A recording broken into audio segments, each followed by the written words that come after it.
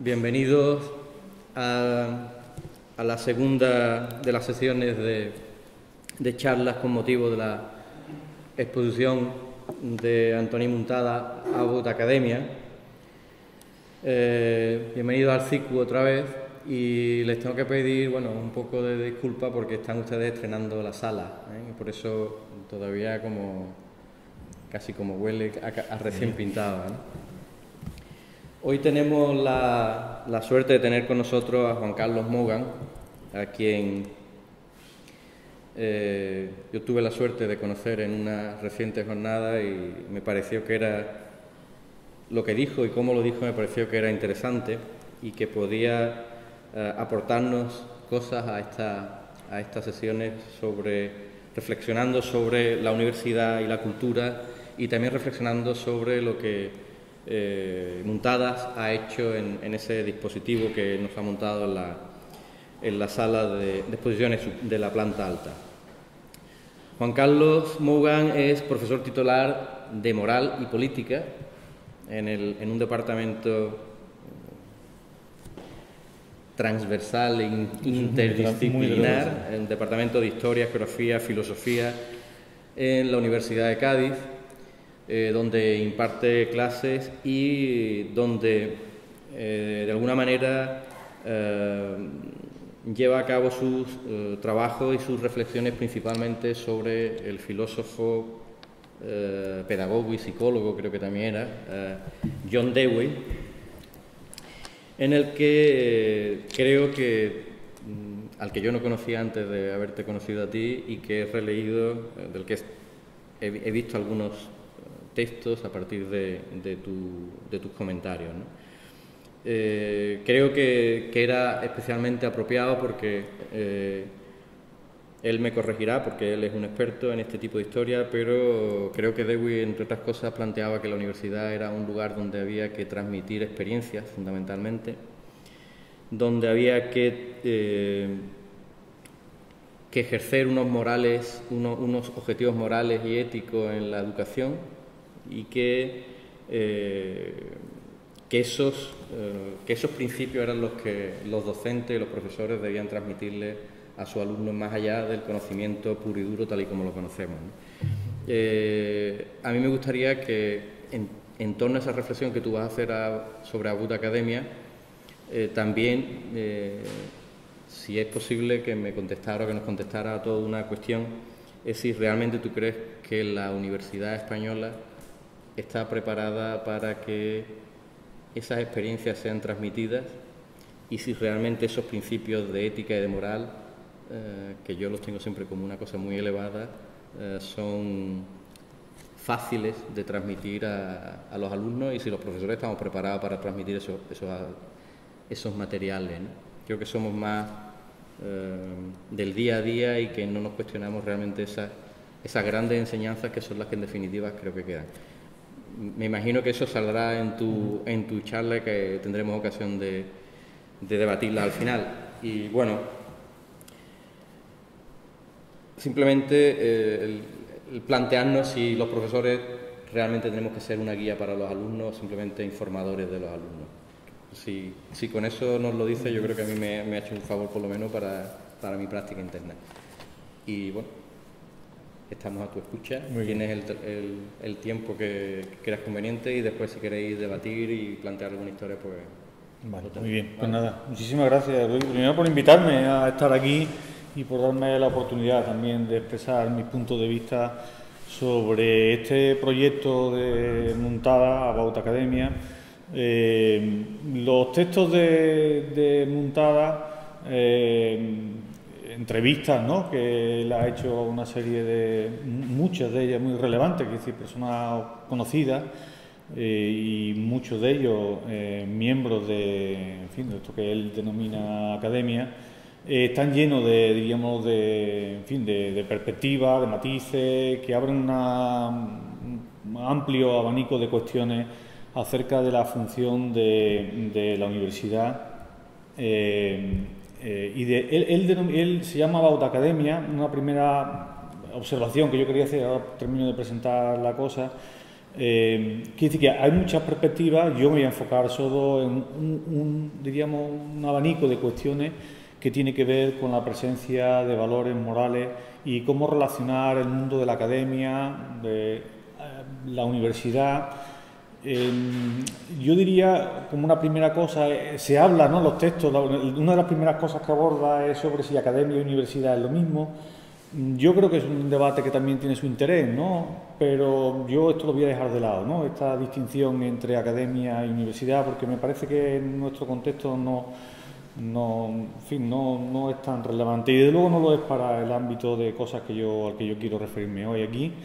En ese sentido, yo voy a coger aquí también, muy grosso modo, la academia, estas frases están sacadas, ¿no?, de los textos de Muntada, entenderlo en un sistema, en una manera global, como un sistema de producción y acceso al conocimiento. Por tanto, yo aquí voy a utilizar academia, universidad, por referirme en su conjunto a esto que llamo aquí sistema de producción y acceso al conocimiento. Es verdad que también hay toda una serie de intervenciones que tienen que ver con la academia como un modus vivendi, y es verdad también que hay toda una serie de cuestiones también éticas que serían relevantes acerca de esto, que hoy en día también los estudios, por fin, de la línea de sociología del saber y todo esto, pues le dan mucho énfasis, por ejemplo, qué tipo de individuos se está produciendo en la universidad, con qué hábitos, quién es el docente, también con qué tipo de valor, etcétera. Pero yo tampoco voy a abordar, en fin, mi intervención hoy aquí sobre esta perspectiva sociológica. Más me interesa, y es lo que yo quiero hablar hoy aquí, sobre esto de los valores morales, los valores éticos y su relación con la investigación. Voy a hablar en general, por tanto, de universidad, ciencia, academia, utilizando de una manera más o menos sinónima para referirme a estas cosas del sistema de producción y acceso al conocimiento, y comprendería, por supuesto, las dos dimensiones, tanto la dimensión docente como la investigadora, aunque también es verdad que una parte de mi intervención se centrará o pensará mucho en lo que es la investigadora. A mí me parece, en definitiva, y por resumir, que aun siendo muchas las perspectivas que aborda Muntada, hay en el fondo, y lo intentaré justificar, un conjunto de problemas que está relacionado con la presencia de valores morales en el ámbito de la ciencia de investigación, que a mí me parece uno de los aspectos centrales y nucleares de su exposición, de sus trabajos. Que yo, en fin, hago una amalgama con todo esto, pero está justificado también. Yo voy a utilizar aquí la palabra ciencia e investigación en un sentido muy amplio. Esto está sacado no de un texto de la Comunidad Europea sobre la integridad de la investigación científica, y ahí se señala la ciencia, incluyendo las ciencias naturales, las sociales, así como las humanidades, el conocimiento sistematizado obtenido a través de la observación y la experimentación, estudio y pensamiento. Quiere decir con esto que yo voy aquí a referirme primero, en su mayor parte, la mayor parte del tiempo, a la ciencia y a la investigación, a la academia y a la universidad, indistintamente, y para referirme a algo que incluye a la ciencia, es decir, entendiendo por ello no lo que hacen solo los científicos experimentales o naturales, sino también lo que hacen los científicos sociales, y más aún, yo voy a entender aquí, cuando estoy hablando de ciencia y de investigación, estoy hablando también de lo que hacen los artistas, de lo que hacen los que se dedican a humanidades, en fin, que quiero decir que quiero abordar todo el mundo de lo que se refiere también en los textos de Muntada como academia. Yo creo que en buena medida lo que ponen de manifiesto los textos de Muntada, lo que se pone de manifiesto es el final de una cierta manera de entender el papel y la función del conocimiento, de la ciencia, la investigación, la academia, la universidad en el mundo actual. Quiere decir que, por lo general, a mi manera de ver, la función del conocimiento, el papel del conocimiento en la sociedad ha tenido una especie de narrativa, una manera de verse cuál era su función en las sociedades, y esta manera, que por un lado podríamos decir es la manera moderna, es la manera ilustrada, pero por otro lado podríamos decir la manera clásica, porque aunque es ilustrada supone, diríamos así, la máxima expresión de la manera tradicional, clásica, griega, ¿no?, de entender el papel del conocimiento en la sociedad. Y yo diría que lo que aparece en los textos de Muntada es el final de esta manera de ver, la crisis, diríamos así, de esta manera de entender el conocimiento. ¿Qué manera de entender el conocimiento era esa? Bueno, el ideal quedaba expresado en los escritos, por ejemplo, de von Humboldt sobre la Universidad de Berlín, en la justificación de la Universidad de Berlín, La idea era que el conocimiento, en términos generales, conocimiento científico, conocimiento social, etcétera, suponía la liberación de la humanidad de las trabas que la tenía de alguna manera pues sometida, coartada, etcétera. Lo que hacía falta para que hubiera progreso, en definitiva, de la humanidad, de la sociedad, la civilización, etcétera, es conocimiento, y conocimiento llevaba, diríamos que, vamos a decir así, la pureza del conocimiento o la dedicación al conocimiento suponía ya de suyo al mismo tiempo un proyecto moral que suponía la liberación de las personas, digamos, de las ataduras, de la superstición, etcétera, y también de una sociedad que de esa manera se encaminaba hacia los ideales, pues los ideales ilustrados de libertad, de igualdad, etcétera. Von Humboldt lo que reclamaba del Estado alemán en su momento era la mínima intervención del Estado. Lo que la ciencia requería para progresar, en definitiva, lo que la investigación necesitaba sobre todo era que se le dejara, diríamos, liberado, ¿no?, de cualquier tipo de control político, social, etcétera, en la garantía de que el desarrollo científico pues llevaba consigo, como decía, la emancipación y la liberación de la humanidad. ¿Qué es lo que ha ocurrido? Bueno, que este relato de que el conocimiento llevaba aparejado la transformación moral de la humanidad y la justicia y el bien, y pues ya no va, ¿no? Vamos a decirlo de esta forma simple. De alguna forma sería que la vinculación estrecha entre conocimiento y progreso pues ya no va, ¿no? Quiere decir que ya no estamos tan seguros de que un aumento del conocimiento suponga al mismo tiempo un progreso moral. Esto es algo que el siglo XX en muy diversos modos ha puesto, a veces con mucha crudeza, de manifiesto, de manera que muchas veces el aumento del conocimiento no ha supuesto una mejora moral, un desarrollo desde el punto de vista ético y moral.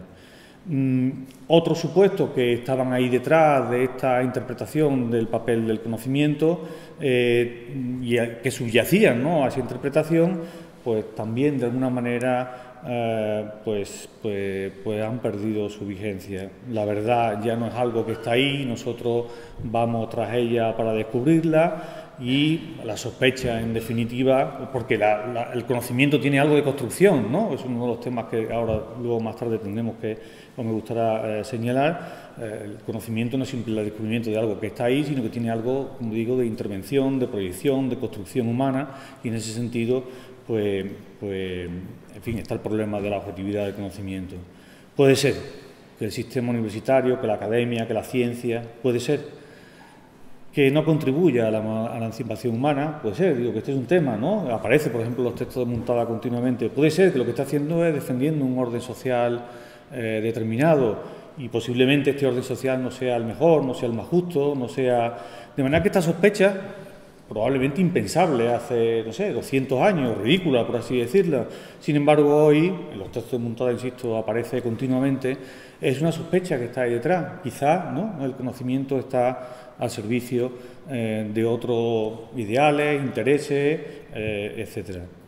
Por tanto, la idea de Humboldt y de esta universidad autónoma que contribuía solo por servir al saber a la emancipación de la sociedad, pues diríamos está puesta en tela de juicio. Alguien podría decir, bueno, esa narrativa se acabó, hoy tenemos otra narrativa. Pues es verdad, ¿no? Que es decir, cuando escuchamos por ahí qué es lo que bueno, pues que la universidad, la academia, etcétera, ¿a quién tiene que servir?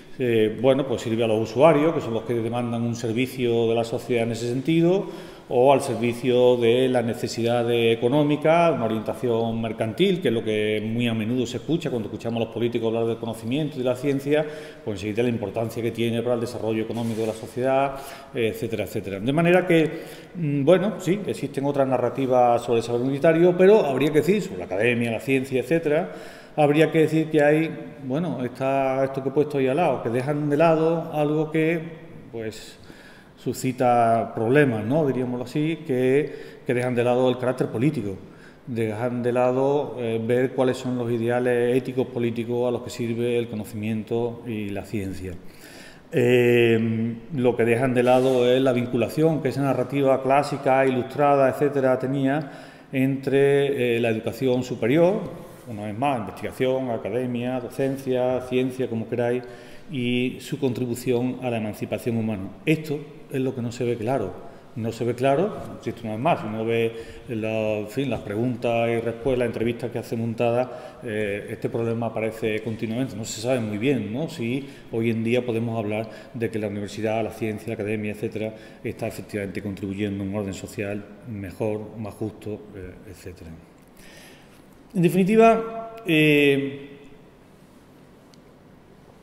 yo creo que el problema que se plantea en estos textos es, para empezar, yo diría, de extraordinaria importancia. Creo que en ese sentido es un acierto lo que él hace a plantear este problema de la academia. ¿Por qué?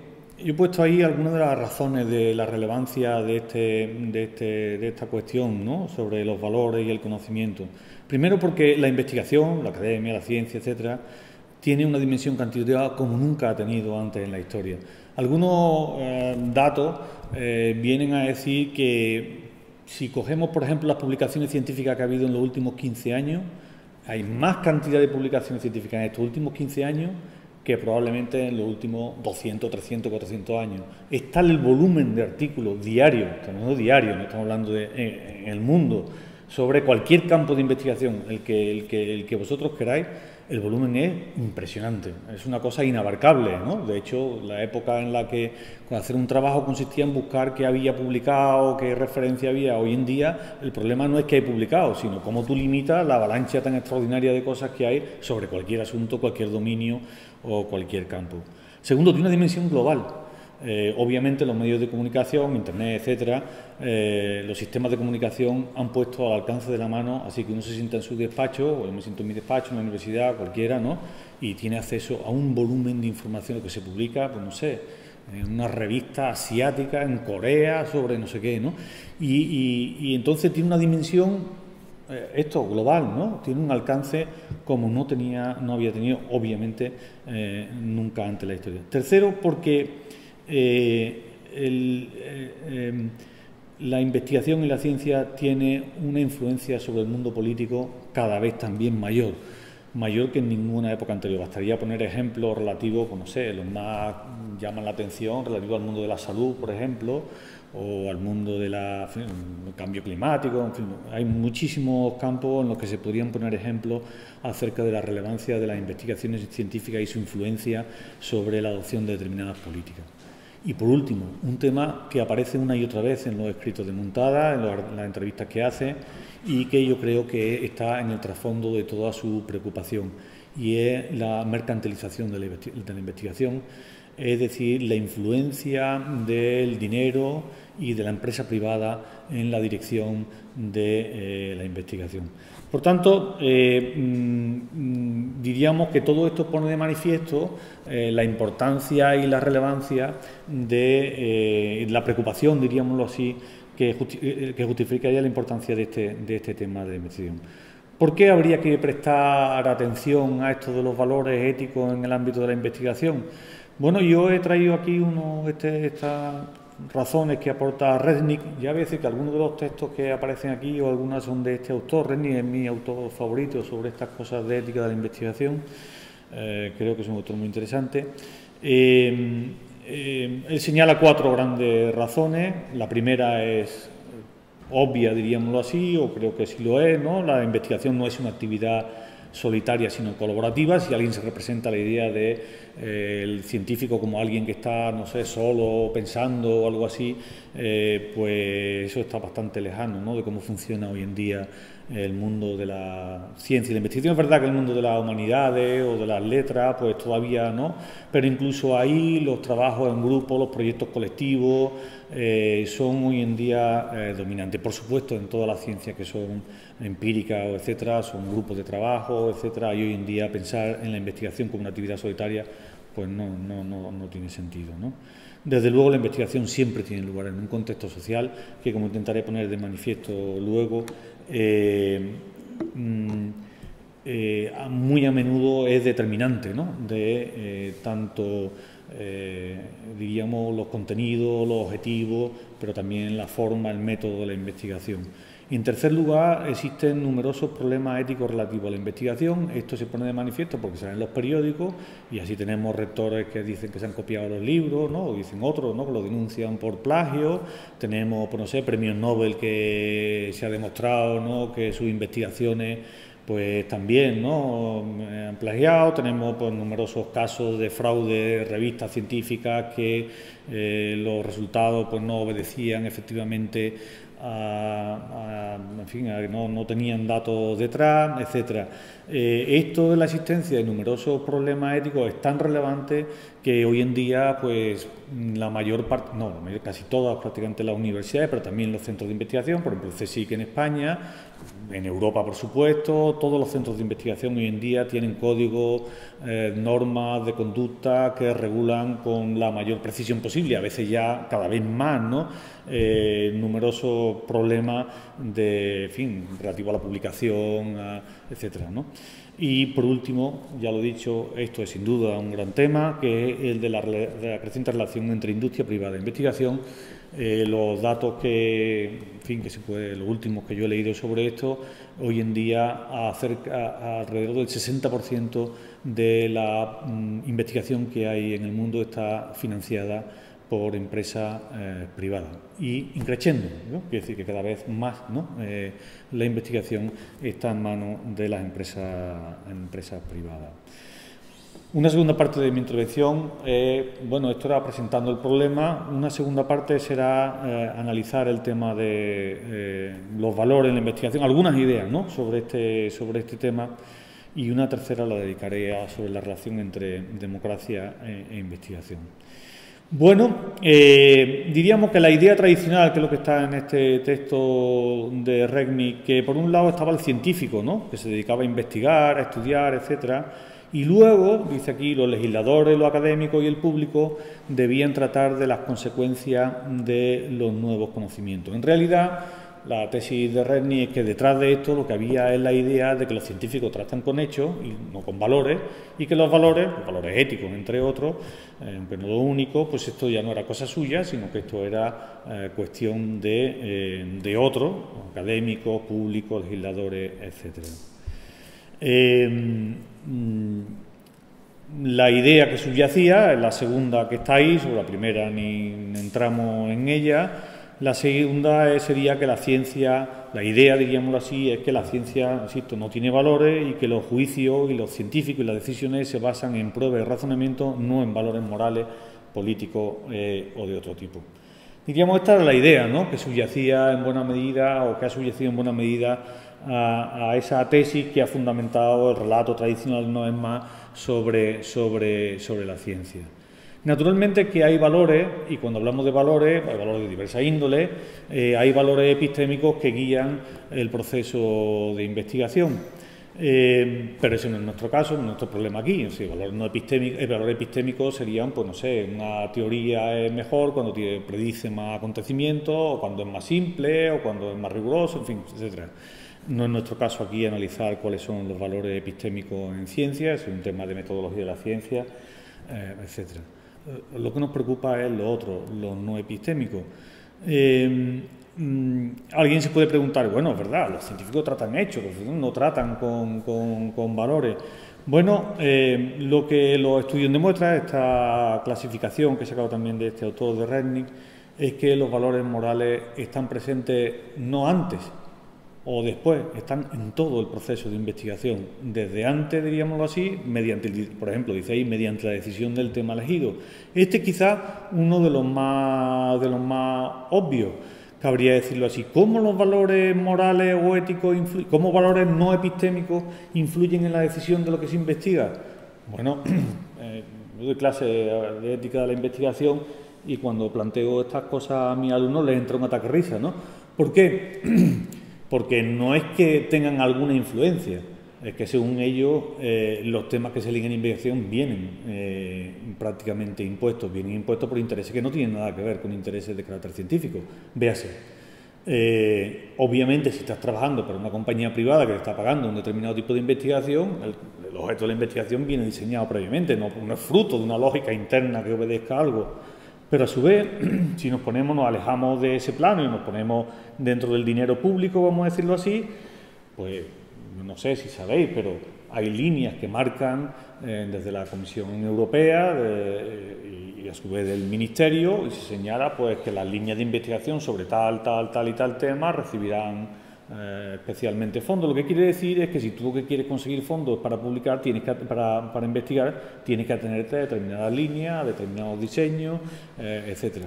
Quiere decir que los temas elegidos no obedecen, diríamos así, una supuesta lógica interna del mundo científico, sino que eso está condicionado de manera decisiva por intereses muy diversos, de muy diverso tipo. No estoy diciendo ahora son legítimos o ilegítimos, digo que es así, con independencia de la valoración que pueda recibir. Es decir, los temas están filtrados por valores que son no epistémicos. También el diseño de la investigación. Esto es obvio cuando nos referimos en algunos casos, todos los temas relacionados con la salud, por supuesto, todos los temas hoy en día con más énfasis si hay animales de por medio, ni qué decir tiene, ¿no? Que hay ahí toda una serie de problemas éticos, etcétera, relacionados con el diseño de la investigación. Esto ha sido también, por supuesto, un tema de salud, porque ha sido, en fin, un caballo de batalla de todo lo que ha sido con la experimentación en lo que había personas o sujetos que eran utilizados en la investigación, y sigue siendo un tema relevante. Por ejemplo, aunque resulta un poco así, cuando nos utilizan a las personas como fuentes de datos para determinadas investigaciones, y nadie nos pregunta ni por qué ni para qué, sino que te utilizan, ¿no? Sencillamente, etcétera. En tercer lugar, en la interpretación de datos, pues también, ¿no? Cuando interpretamos datos, pues depende. Y por último, al rechazar o aceptar una hipótesis. Por último, este puede operar a nivel consciente y subconsciente porque algunos lo señalan. Pues claro, si tú estás investigando, pues no sé, los efectos de no sé qué cosa en la salud y lo que te ha pagado es Coca-Cola, dices, no, bueno, puede ser que le influya. Bueno, puede ser que no, pero quizás no hay alguna sospecha en este tipo de cosas, y una vez más, ya todos sabemos, cuando leemos determinado eso, pues ¿quién ha mandado esta investigación? Porque efectivamente parece difícil eliminar estos factores conscientes, si es conscientes que hay mala voluntad, obviamente, y un mal científico, pero también a veces no tienen por qué hacerlo y son subconscientes, y estamos hablando de que los valores, la ciencia está de una forma u otra condicionada por valores valores morales. Esto no quiere decir que el científico no debiera luchar, diríamos así, por la neutralidad valorativa. Esto es una característica de la ciencia, pero en general de la ética y del pensamiento humano. Cuando razonamos deberíamos intentar minimizar la parcialidad hasta donde sea posible, y desde luego si la ciencia, en fin, la universidad, la academia, otra vez más, ¿no? Estoy refiriéndome a todo eso, genera alguna confianza en el público, es que quienes realizan eso sean capaces de generar confianza, porque no son gente, diríamoslo así, que se presta a sesgar su juicio en función de criterios o intereses que no sean los propiamente lógicos, racionales o productos En definitiva, y como conclusión de esta muy breve análisis, digo ahí, si bien los científicos y el público esperan que los investigadores se esfuercen por la neutralidad de los valores, se podría argumentar que, dado que los valores suelen influir en los juicios científicos y las decisiones, es mejor que los científicos discutan los valores que pueden afectar su razonamiento en lugar de intentar mantener la falsa apariencia. O dicho de otra manera, esto es una invitación a que no puede ser esa idea de que el científico, en términos generales no es más, insisto que estoy hablando de todo el campo del saber, sea alguien que se dedica a su cosa y sobre las implicaciones éticos, sociales, políticas de lo que está diciendo, haciendo, pensando, etcétera, sea cosa de otros, ¿no? Es una invitación a decir, también los científicos tienen que hacerse cargo de las consecuencias, implicaciones, etcétera, ético, políticas, sociales, de las investigaciones, de los estudios que realizan. Es verdad que debería hacerse una distinción, esto está sacado del Código Europeo de Conducta para la Integridad en la Investigación, es un texto magnífico, por cierto,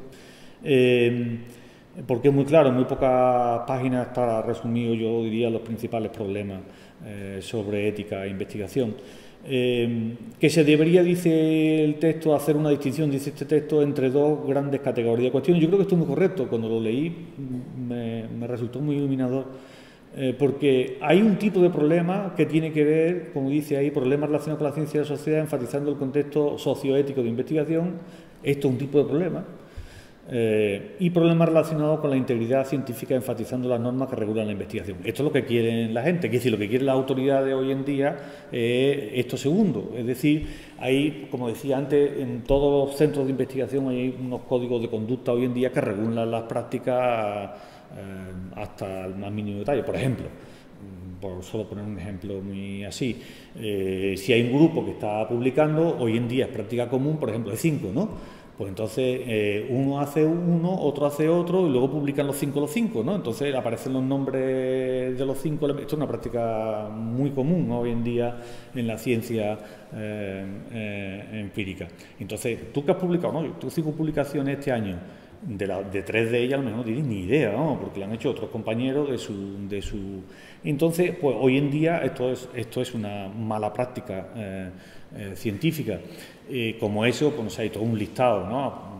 Publicaciones fantasma, publicaciones horarias, publicaciones salami, publicaciones, en fin, hay toda una categorización de malas prácticas, publicación fantasma, de uno que no ha hecho nada, y esta sería también una publicación horaria, que también son muy común, alguien que dirige un grupo de investigación, él no ha hecho nada, lo ha hecho todo el estudiante o el que sea, pero al final el estudiante está obligado a poner el nombre de honoraria, o porque esta persona ve que si pone que está al lado el otro, entonces va a tener más posibilidades de publicar, o va a quedar mejor porque tiene un nombre, etcétera. Estas son prácticas usuales. Yo insisto, yo cuando en mi clase con los investigadores, ¿no?, que pongo esto, les parece, bueno, que no hay prácticamente, en fin, que esto es, en fin, moneda de uso común. Digo, esto es un tema, esto es un problema de la integridad científica, esto lo llamo, o se le llama en los textos problemas de integridad científica, y otros son los problemas socioéticos, es decir, son el problema de los valores éticos y políticos, lo que yo estaba haciendo mención con anterioridad, aunque desde luego, como dice este texto, no hay una clara distinción entre lo uno y lo otro. Si ustedes creen que esto de la integridad científica no es un tema tan grave, les invitaría a leer un libro que se llama Anatomía del fraude científico. Es un libro espectacular, porque hace una recopilación de todos los fraudes que ha habido en ciencia, y lo más alarmante del libro es que uno conoce a casi todos los que están allí. Por ejemplo, Mendel fue un sinvergüenza. Uno ha estudiado de los Mendel o de los guisantes, ¿no?, y cómo iba lo de los guisantes. Pues Mendel se dedicaba a, cada vez que tenía resultados que no le cuadraban con la lógica que él suponía, los quitaba de en medio. Esto está demostrado, ¿no?, en este libro aparece.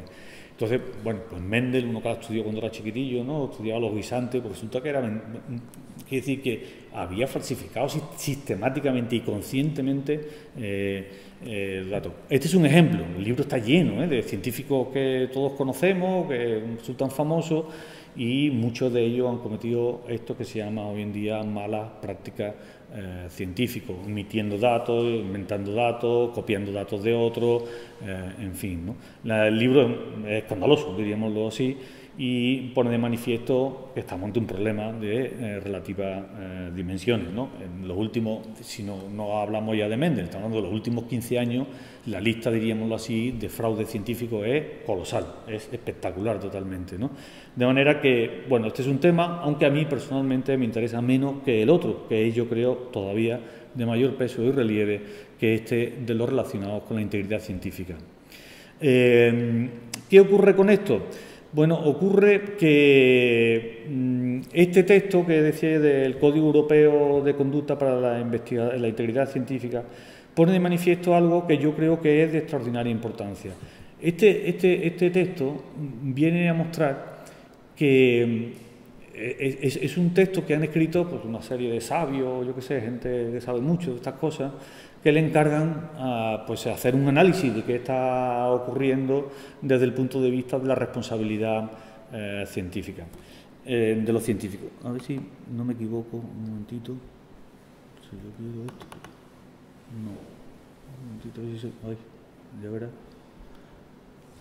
Estoy complicando la vida. ¿Dónde estaba? ¿Dónde estoy? No, esto lo hemos pasado. Bueno, espera un momento a ver si... Es que quería poneros... Había traído... Oh. Bueno, pues no lo pongo.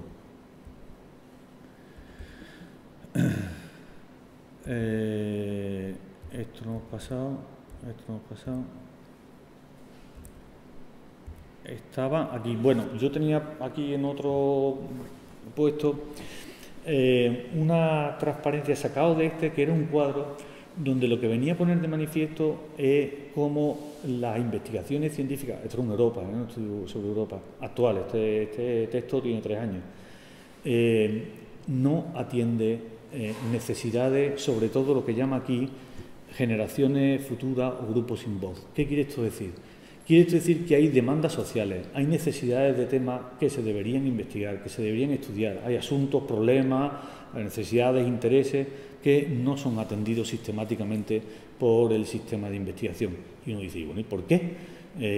Tiene, una vez más, esto no es un problema de lógica interna de la ciencia, es un problema, y el cuadro que quería mostraros intenta ilustrarlo, porque, por un lado, diríamoslo así, los investigadores no encuentran incentivos para estudiar temas que no están dentro de lo que podríamos llamar los estándares de publicación. Quiere decir, si tú te presentas un artículo a una revista y ese artículo trata de un tema que no es de lo que está en la revista, tus posibilidades de que seas publicado se minimizan extraordinariamente. Quiere decir que si tú tienes que hacer carrera investigadora, etcétera, hay todo un conjunto de temas que quedan fuera, porque no están dentro de las revistas de impacto, que son las que dominan el campo de investigación. De manera que lo que pone, no lo digo yo, no lo dice un grupo extremista, no es la CUP, no, es esto es un documento, diríamoslo así, de la Unión Europea, que pone de manifiesto cómo, bueno, hemos dicho, por un lado los científicos, por otro lado no hay financiación, porque hay todo un grupo de problemas y necesidades a los que no hay ningún interés económico por ello. Bastaría pensar, claro, por esto no sé qué ejemplo se podría poner, seguro que los temas de salud siempre son los más así, ¿no? Que hay enfermedades, grupos humanos, ¿no? A lo mejor no en Europa, pero sí en otros, hay necesidades que serían muchísimo más importantes que cubrir que otras, ¿no? Y sin embargo, pues eso, no hay quien las atienda, no hay quien llame la atención sobre esta línea de investigación. En este texto que os estoy diciendo, pues se ponen de manifiesto, pues eso, toda una serie de temas que sería pues muy importante, ¿no? Desde el punto de vista social, desde el punto de vista político, desde el punto de vista emancipatorio, podríamos decir, y sin embargo son dejados de lado porque el sistema global de investigación no los tiene, ni los tiene ni los puede tener en cuenta como está diseñado hoy en día, ¿no? A esto se refiere también este texto que estaba en detalle. Bueno, por último podríamos preguntarnos ¿y por qué iban a tener que preocuparse los científicos por quienes piensan, estudian, investigan, otra vez más en ese sentido muy amplio que estoy diciendo del término? ¿Por qué tendrían que preocuparse, ¿no? Diríamoslo así, por la sociedad? Bueno, hay otra clasificación posible de razones. Una sería, bueno, esta es muy elemental, ¿no? Cuando uno hace algo hay una obligación moral de no hacer daño a nadie, ¿no? Alguien podría decir, bueno, eso va de suyo. No, aquí no, en el ámbito de la investigación no.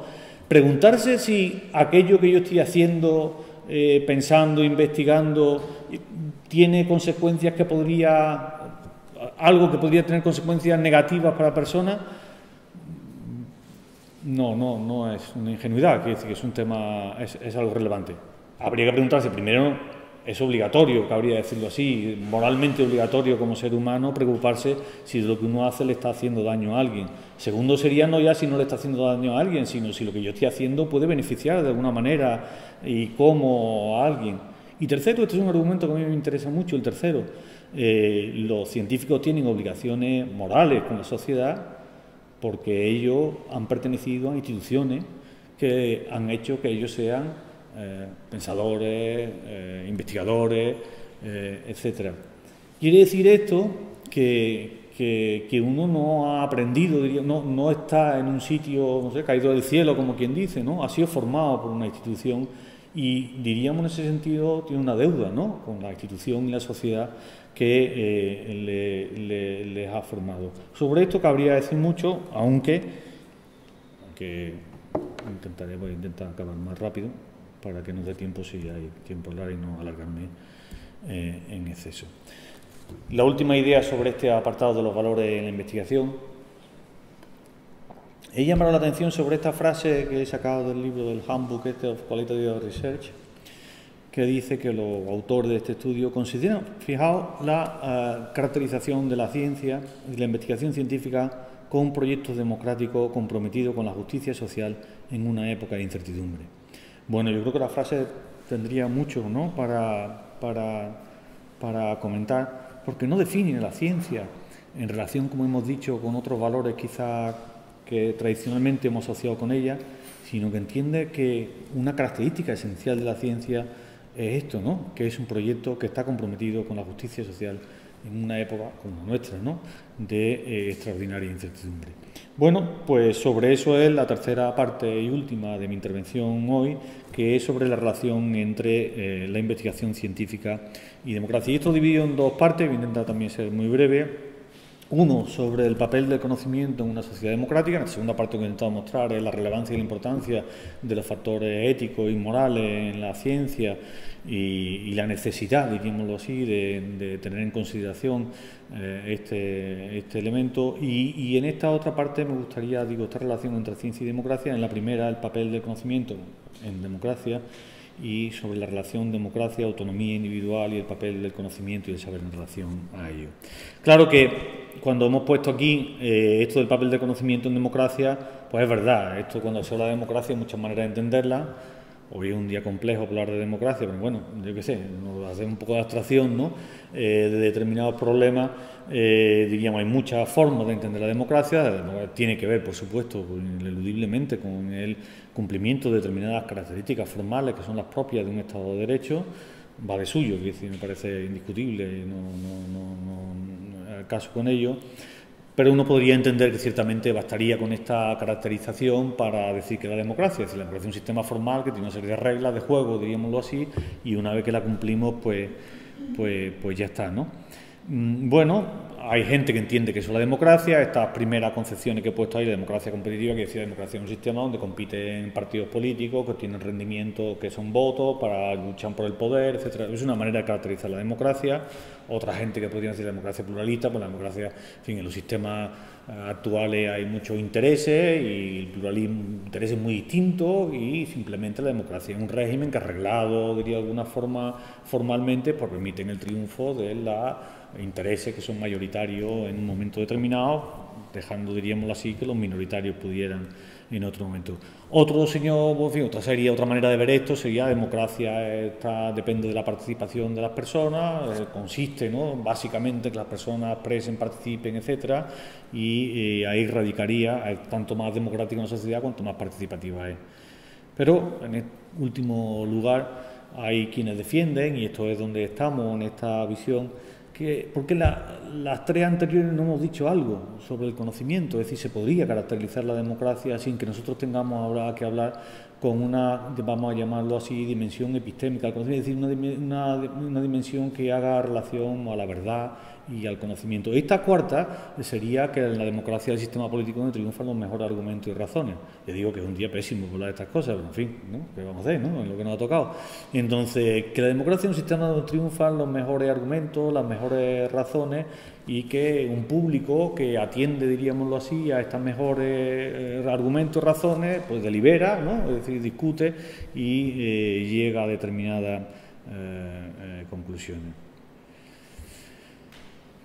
He puesto estas frases para, en fin, como expresión de esta idea de que la democracia dependería en este caso. Por ejemplo, la segunda afirmación: en un régimen democrático, creencias, preferencias, decisiones deben justificarse sobre la base de una información solvente, apropiada y con razones valiosas, disponibles para todos.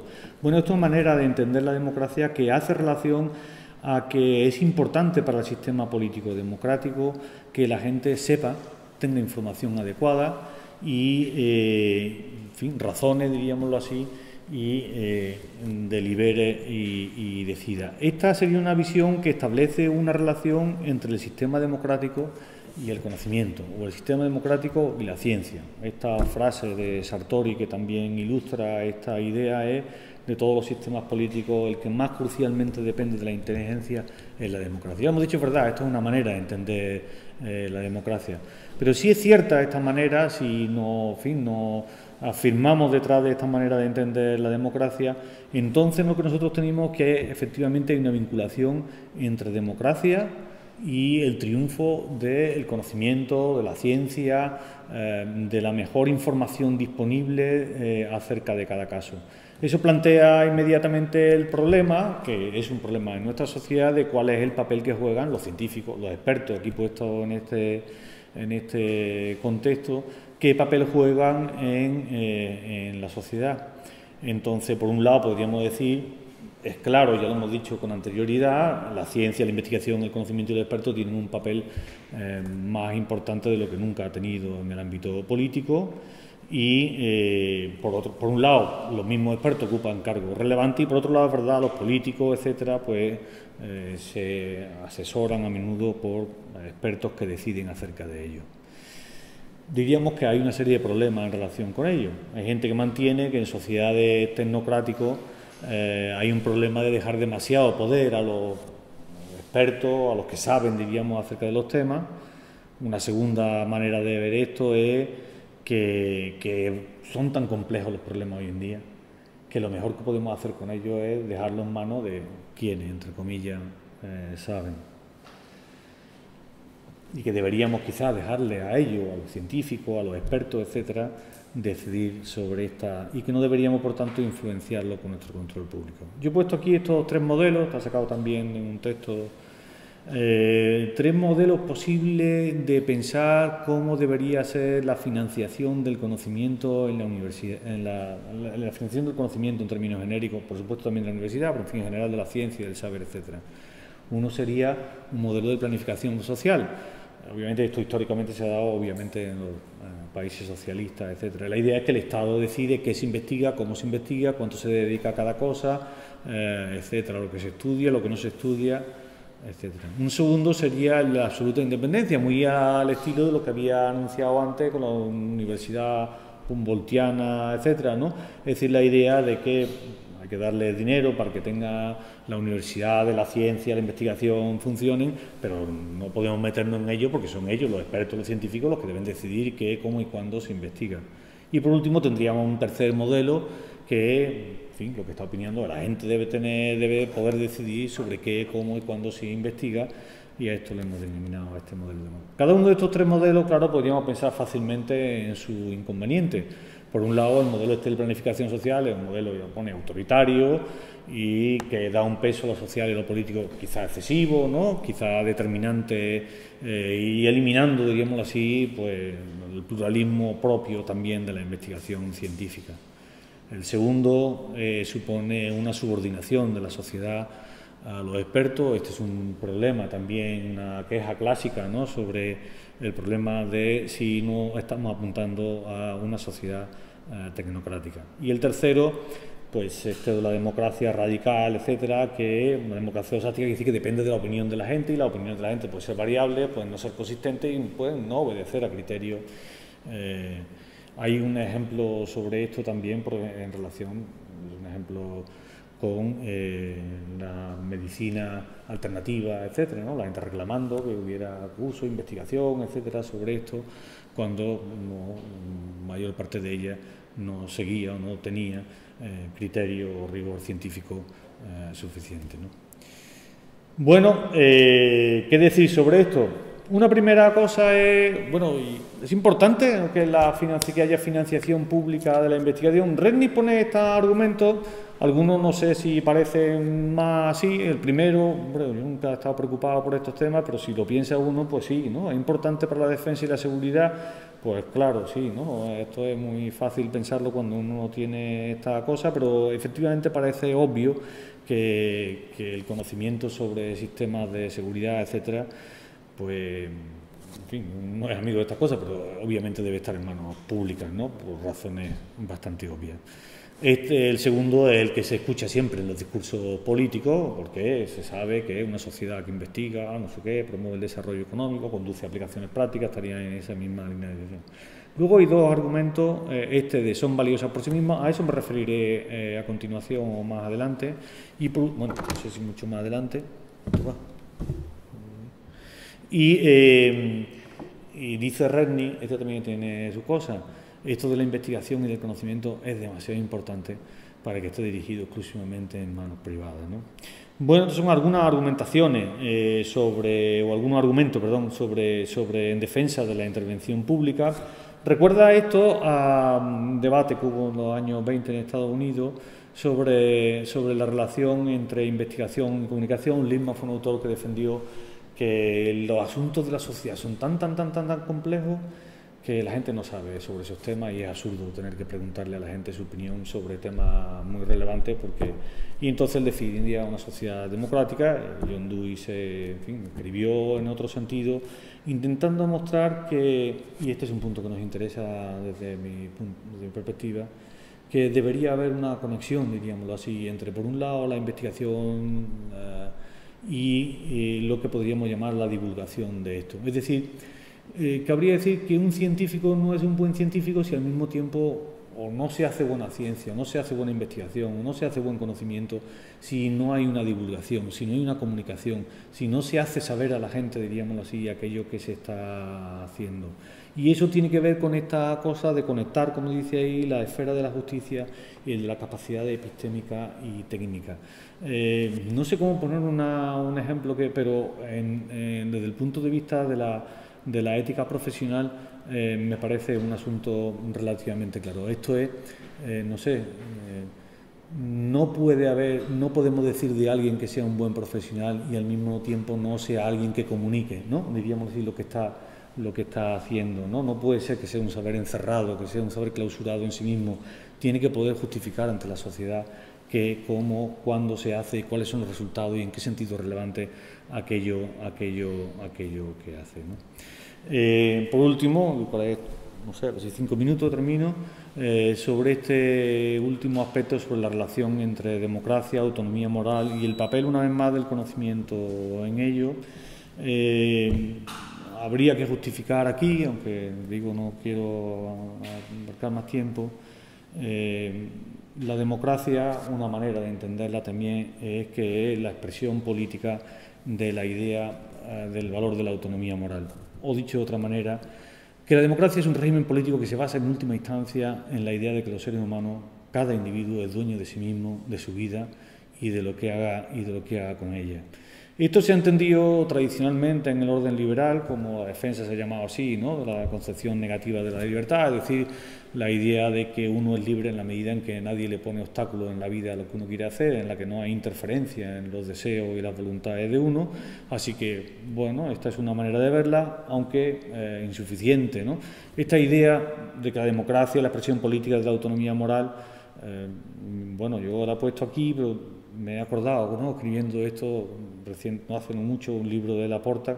No solo la democracia, el imperio de la ley y el Estado de Derecho también tiene que ver con las circunstancias en las que estamos viviendo hoy, ¿no?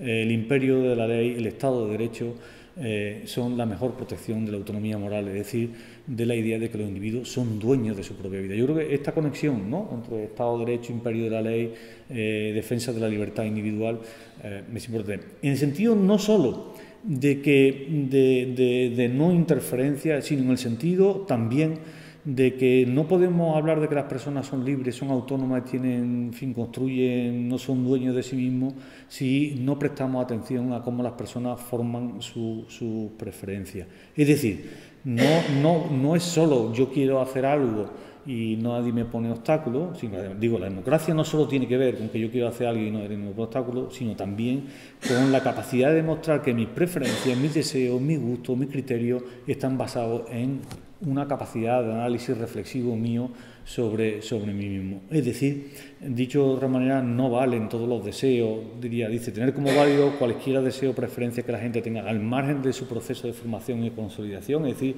ignorando su génesis, no es compatible con la noción de la autonomía personal. O dicho de otra manera, ¿la democracia está comprometida con la libertad individual? Sí, es básico, ¿no? Diríamos, es quizá el eje central, ¿no?, de la concepción de la democracia, que los individuos son dueños de su propia vida.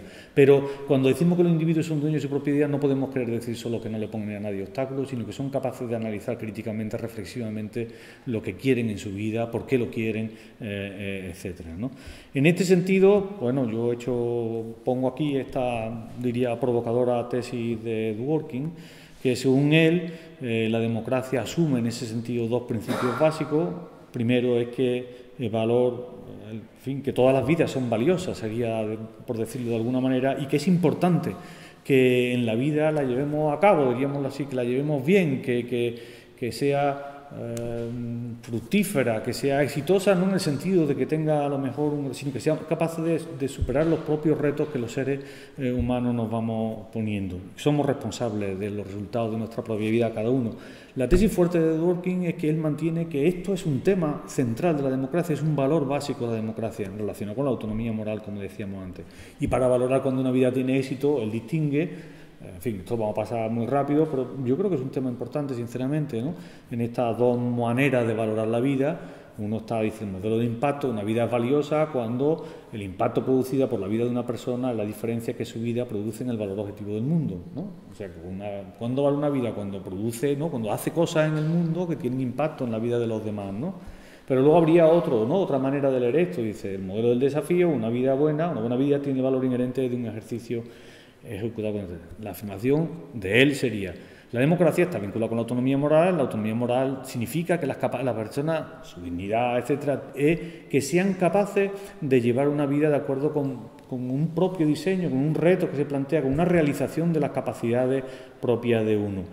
Y él dice esto, ¿no? Él apuesta por el segundo. Si lo que estamos hablando de esto del modelo del desafío, hay valor ético sin impacto, es decir, lo valioso de una vida no es solo, porque por supuesto, damos por descontado que es valiosa la vida de las personas que han aportado a los demás, pero también es valiosa la vida de una persona que es capaz de superar, como dice aquí, el reto que supone la vida en sí mismo, ¿no? El modelo Sofía sostenía que vivir una vida es en sí mismo ejercitar lo que requiere estrés, que la vida es el reto más importante global al que nos enfrentamos, que nuestros intereses críticos consisten en los logros, acontecimientos, experiencias que dan testimonio significativo de que hemos superado, que hacemos de nuestra vida algo significativo para nosotros mismos. ¿Eso qué quiere decir? Bueno, lo que está intentando decir es que una vida es valiosa si se construye, uno construye, no por el impacto como estoy diciendo, sino porque uno construye con lo que tiene algo que le permite a uno desarrollar sus capacidades, sus habilidades, los retos que él mismo se ha planteado. Por eso he puesto ahí el desarrollo de una vida buena requiere tener opciones realmente valiosas al alcance. Y si lo miramos desde esta perspectiva, entonces si se priva a una persona de oportunidades o de la habilidad de usarla, es una nueva manera de hacerles daño. Esto es un ejemplo trivial, si se quiere, que sirve para ponerlo de manifiesto. Si a alguien no le enseñamos a leer, nunca va a tener la posibilidad de desarrollar las habilidades propias, en fin, disfrutar del goce, en fin, todo esto que supone. Eso es un ejemplo muy trivial, pero nosotros podríamos extenderlo a otras muchas capacidades y habilidades humanas. Y de ahí que dice, los gobiernos deberían promover la cualidad moral de la vida de aquellos cuya vida y acciones pueden afectar. Dice este autor de una manera, no dar a un individuo la capacidad de acceder a la cultura es una forma de limitación que causa daño. Por tanto, un sistema democrático, lo que estamos diciendo es que tiene que, en esto que estamos diciendo, tiene que proporcionar las oportunidades. Ya voy a terminar, Sí. De darle las oportunidades para que ejerciten, diríamoslo así, sus capacidades, que pueden hacer de su vida algo significativo. Y por eso, y esta es la parte última a la que yo me quería referir, Cuantas más opciones valiosas tengamos a nuestro alcance, mejores, más digna será nuestra vida. Y eso tiene que ver con lo que estábamos hablando, Ardo. Había puesto una serie de razones de por qué tenía que haber una financiación pública de la ciencia, de la investigación, de la cultura. Ahora le añadimos, porque esto no lo habíamos referido más a otro, también de la cultura, el arte, la humanidad, etcétera. ¿Por qué? Porque si no, nuestras vidas serían más pobres. Y cuando decimos que serían más pobres, que decía que nos estarían privando de la posibilidad de desarrollar, de hacer de nuestra vida proyectos significativos. No solo porque fuéramos a hacer grandes cosas en la vida, ¿no? Diríamoslo así, sino porque serían la manera que nos privarían de la capacidad de desarrollar estas capacidades, estas posibilidades, esta manera de entender la vida que la hace valioso. ¿Qué pasara si el Estado no apoyara los museos, los conciertos, estoy hablando ahora actividades minoritarias? Bueno, están muy minoritarias, ya se ve, ¿no? Entonces podríamos preguntarnos, ¿no? Bueno, esto está justificado, etcétera. ¿Cómo debería el Estado? Lo que estamos diciendo es que el compromiso del Estado con la ciencia, con la cultura, con la investigación, etcétera, es lo que permitirá que haya personas que puedan desarrollar estos modos de vida, como dice Dworkin. Pero además esto, bueno, yo he puesto otra argumentación aquí sobre el bien público, ya no la voy a desarrollar porque se me hace demasiado tarde, pero sí apuntar a esta última razón que está aquí o a esta que viene aquí, ¿no? El arte y la cultura son buenas porque de alguna forma, aunque diríamos son actividades a veces muy minoritarias, etcétera, tienen lo que se llama, aquí en este texto lo había puesto también, un efecto expansivo o de propagación. Sí, uno puede decir, bueno, leer un libro es una actividad solitaria que quizás le beneficia a uno solo, pero eso no es cierto. Quiere decir, definitivamente la formación y los procesos de educación de las personas, en la medida en que todos entramos en contacto unos con otros, tienen un efecto de expansión. El ejemplo del lenguaje es un ejemplo claro, ¿no? Modulamos nuestro lenguaje en función del lenguaje que utilizamos y que hablamos con otros, y cuando entramos en contacto con gente que utiliza otros lenguajes, otros conceptos, pues también nuestro lenguaje se transforma como consecuencia de ello. Por supuesto esto valdría, y la gente que está familiarizada con el mundo a lo mejor más del arte o de, pues tanto más, ¿no? Quiere decir, no es solo el lenguaje, ¿no? Es la cultura, el pensamiento, es la manera en que vemos las cosas la que se ve modificada, y el contacto entre uno, ese efecto expansivo, diríamoslo así, sería el que... Bueno, no vamos a entrar ahora, pero hubiera justificado esto las tres grandes objeciones que a mi juicio se oponen al subsidio, al arte y a la cultura. Bueno, lo dejo y me gustaría cerrar con esto. Yo he dedicado la mayor parte de esta intervención a la ciencia, a la investigación, y en esta última parte al arte, la cultura y humanidades. Este texto es decir que esto no es un lujo de determinadas sociedades, es una necesidad de las sociedades democráticas que están comprometidas con el desarrollo de las mejores capacidades humanas, de los mejores logros morales de los que ha sido capaz la civilización. Y en definitiva, y para concluir, esta es la última, lo prometo, diríamos a resumen de todo lo que ha dicho, por si alguno se ha despistado en medio, ¿no? Pues no. Entonces, que la primera sería, dado que la academia es una empresa humana inevitablemente valorativa, debemos garantizar el control social de la misma para dirigirla hacia bienes públicos. O sea, que una parte primera de la que he intentado mostrar. La segunda es que las sociedades democráticas, dado que las sociedades democráticas dependen de manera crucial y cada vez más del crecimiento de la inteligencia, se debe garantizar que su desarrollo se ponga al servicio de una sociedad más justa. Y en tercer lugar, dado que la democracia tiene un compromiso consustancial con la autonomía moral individual, debe garantizar la existencia de las condiciones que lo favorecen en fomento de la cultura, las artes, la ciencia y las humanidades. Muchas gracias por aguantarme todo este rato y, por supuesto, si queréis que hablemos de cualquiera de estas cosas, pues estaré encantado.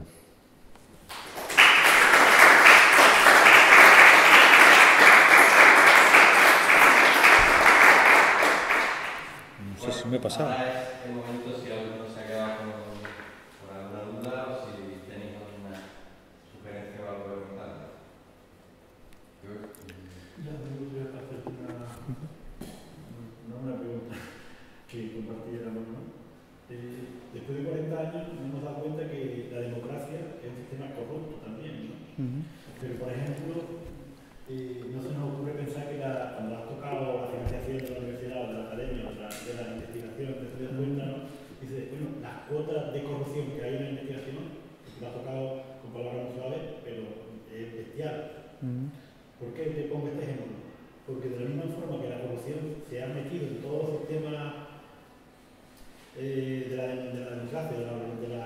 administraciones públicas, ¿no? Que a los partidos han sido financiados, ahora nos damos cuenta que han sido financiados corruptamente, por ejemplo, ¿no? O sea, y en la academia, en la universidad, la corrupción llega a unos niveles escandalosos. Te pongo un ejemplo, ¿no? Que hablaba hace un extracto. La Universidad de Huelva, me imagino que la de Cádiz no la conozco, no te lo puedo decir, pero la de Huelva es una universidad corrupta más no poder. ¿Por qué? Porque de la poca financiación que tiene la Universidad de Huelva privada, solamente lo tienen industrias químicas que están condenadas por delito ecológico. O sea, en Huelva hay una cátedra que se llama cátedra CEXA no está condenada por delito ecológico, hay que decirlo, tiene muchos problemas, ¿no? Pero después hay otra que se llama Atlantic Cooper, que está condenada por delito ecológico hace ya años, los directivos también. O Fertiberia, que también está condenada y tiene una balsa inmensa de residuos en Huelva, que prácticamente todo el mundo lo conoce, ¿no? Por supuesto, pagan tesis, tesina, investigación, periódico, y tú entras a la Universidad de Huelva y te ves también libremente cátedra Fertiberia. Bueno, imagínate que pusiera cátedra Luis Bárcena, ¿no? Bueno, lo mismo, ¿no?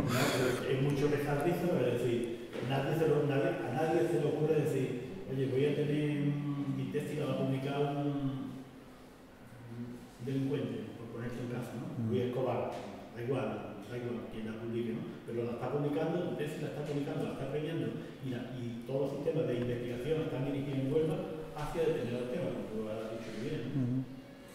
Bueno, yo, hombre, plantearlo a lo mejor tal como lo estás diciendo en términos de corrupción, yo lo que quería mostrar, y tiene que ver con esto que tú estás mismo señalando, yo no pondría ahí en este caso como un tema de corrupción, sería más bien lo que sí es que hay valores, como yo he dicho, no científicos, que condicionan enteramente el proceso de investigación. Esto que pone es un ejemplo que, por supuesto, la universidad cae todas las universidades, y ahí cada día no es un añadido, es que institucionalmente hay un requerimiento. Por ejemplo, los proyectos de investigación hoy en día tienen más posibilidades de ser subvencionados públicamente si van de la mano de una empresa privada. Esto es así, esto está en todo concurso.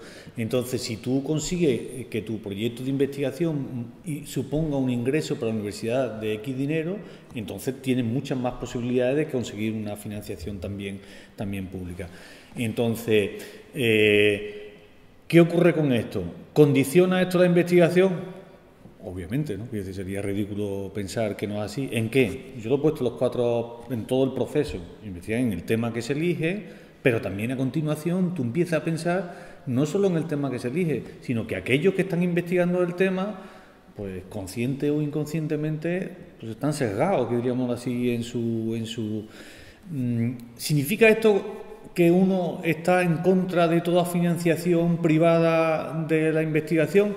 Hombre, yo creo que lo que habría que decir en primer lugar es que hay que ser claro y transparente. Lo primero que habría que pedirse es transparencia y claridad, porque es el primer requisito, diríamoslo así, para conseguir. Entonces, lo primero que tenemos que ver es que efectivamente la tesis sobre tal tema está pagada por Fertiberia. Es que debemos saberlo, eso no puede ser un tema oculto o escondido. Lo primero es que tenemos que saberlo, eso es lo primero. En segundo lugar, yo he planteado aquí, yo creo que hay una responsabilidad por parte de las administraciones en que, por un lado, en que debe haber un control público y social de la investigación. No puede ser, eso me parece clarísimo como consecuencia, en fin, de todo este tema, no puede ser que no haya un control público de la investigación. Incluso la investigación que es enteramente privada, no puede ser que esté fuera del control público. Eso me parece definitivo. Y por último, yo creo que tiene que haber una, en fin, que además de que Fertiberia o quien sea pague determinadas investigaciones, las sociedades tienen que ayudar a investigar sobre determinados temas que no son rentables económicamente, pero a lo mejor son muy importantes desde el punto de vista social, ético, político, etcétera. Pero yo no lo llamaría corrupción directamente así. La corrupción es otra cosa, ¿no? La corrupción es del científico que se deja sobornar, corrupción es, yo qué sé, muchísimas cosas.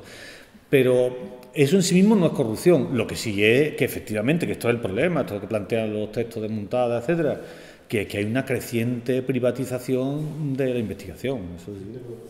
Cuando hablamos de corrupción, no solamente que te regalan un viaje como la mayoría de los congresos médicos, no te hablo solamente de eso, te hablo, por ejemplo, cuando hablas de los expertos que posteriormente evalúan qué hacemos con estos residuos, qué hacemos. No, dice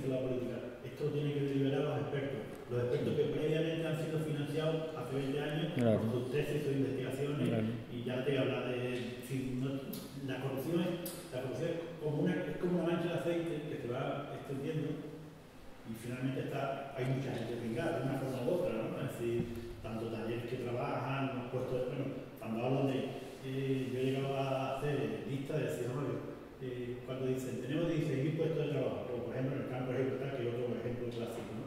Tenemos, es que ¿cómo se llama? La campo de Gibraltar parecida a la Asociación de Industria Química y Básicas de Huelva, ¿no? La campo de Gibraltar prima hermana. Es que tenemos 16.000 puestos de trabajo. Empieza a sumar los puestos de trabajo que dan directamente y resulta que tiene 1.300. ¿Y cómo son los otros 14.700? ¿No? Esos son los indirectos. ¿Cómo se miden los indirectos? Los indirectos se miden porque, claro, el camión que entra en un taller que está trabajando aquí por la empresa tal, esos 3 puestos también los sumamos. O sea, de esta misma forma, si empieza a sumar todos los puestos indirectos que tú creas, que ella crea y que creamos todos los que están aquí, y todos creamos puestos de trabajo indirectos. Pero esa forma de medición que está identificada por la Junta de Andalucía, por cátedras, al final te queda todo en manos de los expertos, la expertización esa te queda todo en manos de los expertos que previamente han sido en un proceso, bueno, en el proceso de la Universidad Americana de la Chicago Boy ha durado 50 años, ¿no? En ciencias sociales, pero en esto ha durado 20 años desde que estaba en el Universidad de Huelva para adelante y ahora todo lo único que es, cada 2 porque hay un experto que lanza una solución para los residuos, por ejemplo, ¿no? Por ponerte el tema este de ¿no? Pero claro, la corrupción tiene muchas formas, muchísimas formas. Por supuesto. Ahora yo lo que sí en fin, abundando un poco más a lo que llama a veces la atención, como el libro este que he mencionado de la anatomía del fraude científico, que uno cuando lo lee tú dices, bueno, son cosas que pasaban antes, ¿no? El problema es que cuando yo digo porque como doy clases, ¿no?, a investigadores, ¿no?, sobre ética de la investigación, y las conversaciones con ellos son espeluznantes, sencillamente.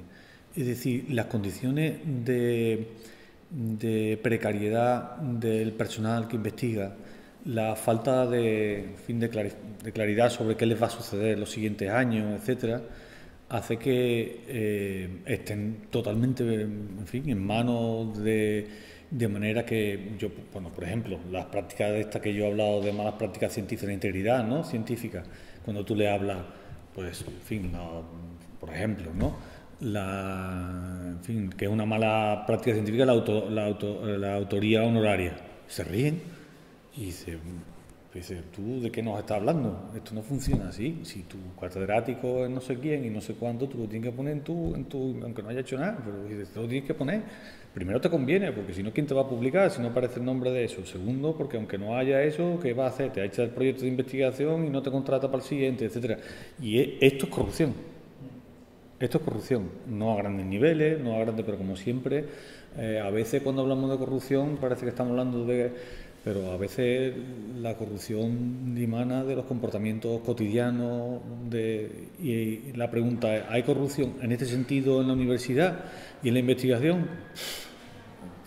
Increíble, ¿no? Uno diría, en fin, que el contacto con estas personas lo que muestran es que la integridad científica, lejos de ser algo cotidiano, mis alumnos me lo dicen, dice que eso es un ideal, Guillo, eso es una cosa fuera de...